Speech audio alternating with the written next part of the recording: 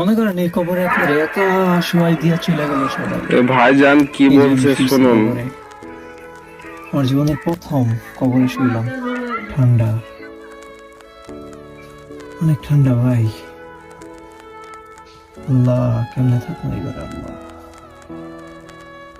আল্লাহ,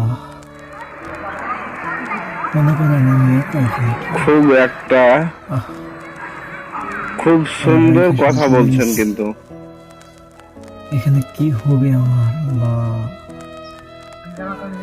তারপরে যখন এটা ভিডিওটা ভালো লাগলে লাইক করবেন, শেয়ার করবেন বেশি করে, মানুষ কেন ভাবে না? আর সাবস্ক্রাইব করবেন চ্যানেলটাকে। আমার দম বন্ধ হয়ে যাচ্ছে এখন। আল্লাহ, মাফ করে দাও।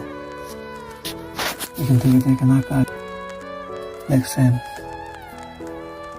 একটু পরে অন্ধকার হয়ে গেলে কি হবে এখানে অবস্থা? আল্লাহ, আপনি আমাকে মাফ করেন।